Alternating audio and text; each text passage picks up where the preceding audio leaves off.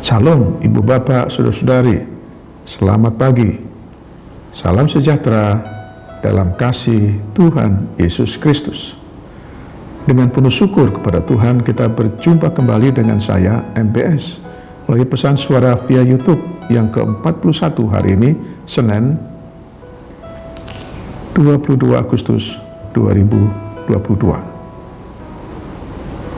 Renungan kita hari ini dari Lukas 18 ayat yang ke-13 yang berkata demikian. Tetapi pemungut cukai itu berdiri jauh-jauh, bahkan ia tidak berani menengadah ke langit, melainkan ia memukul diri dan berkata, "Ya Tuhan, kasihanilah aku, orang berdosa ini." Tema renungan kita, jujur dan terbuka di hadapan Tuhan.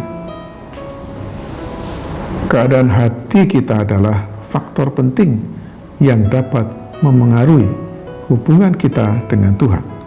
Sebab yang dinilai Tuhan bukanlah rupa atau paras, perawakan atau kekuatan, kehebatan atau kepintaran, melainkan isi hati kita.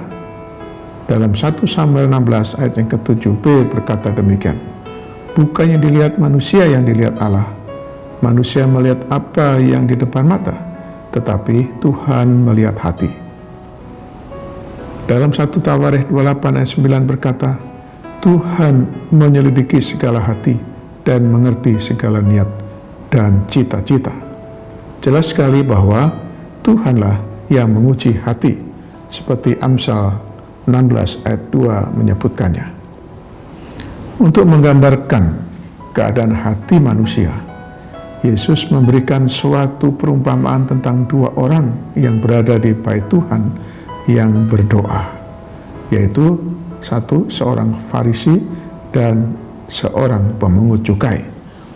Seorang Farisi adalah seorang tokoh agama yang tahu kebenaran mengajar Taurat Tuhan, tapi hatinya penuh kesombongan dan kemunafikan. Ia merasa bersih dari dosa dan tanpa celah. Dalam Lukas 18 ayat 11-12 berkata demikian, "Aku mengucap syukur kepadamu, karena aku tidak sama seperti semua orang lain, bukan perampok, bukan orang lalim, bukan penjinah, dan juga bukan seperti pemungut cukai ini. Aku berpuasa 2 kali seminggu, aku memberikan 1/10 dari penghasilanku." Karena merasa dirinya sudah suci dan tak bercacat celah, orang Farisi ini merasa tidak lagi memerlukan belas kasihan dan anugerah keselamatan dari Tuhan. Sikap yang bertolak belakang justru ditunjukkan oleh si pemungut cukai yang berdiri jauh-jauh, bahkan ia tidak berani menengadah ke langit, melainkan ia memukul diri sambil berkata, "Ya Allah, kasihanilah aku, orang berdosa ini."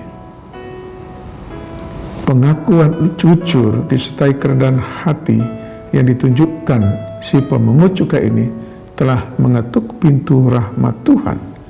Pemazmur mengatakan bahwa korban sembelihan kepada Tuhan ialah jiwa yang hancur, hati yang patah dan remuk, tidak dipandang hina oleh Tuhan, seperti tertulis dalam Mazmur 51 ayat 19.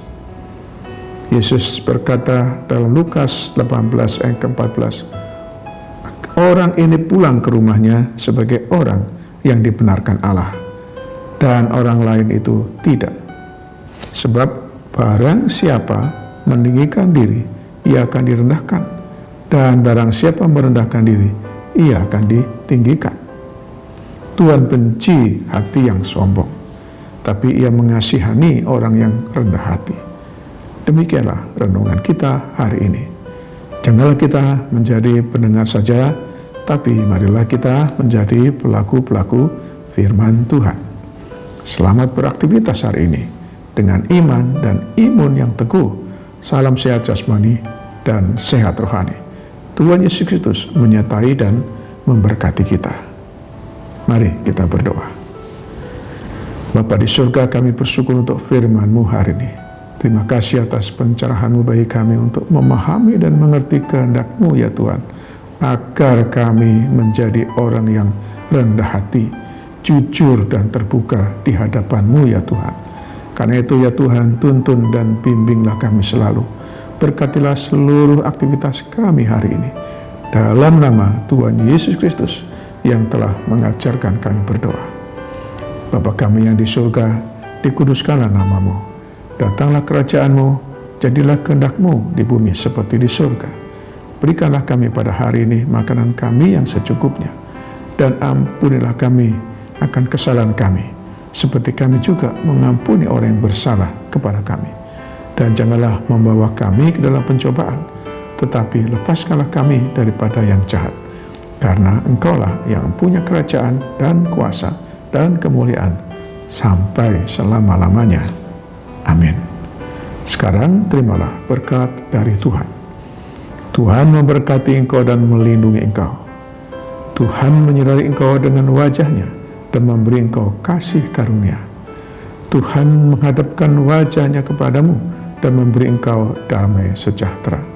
Berkat anugerah dari Bapa Surgawi, cinta kasih karunia Tuhan Yesus Kristus dalam persekutuan dan penghiburan dari Roh Kudus menyertai kita semua dari saat ini sampai selama-lamanya. Amin. Sampai jumpa.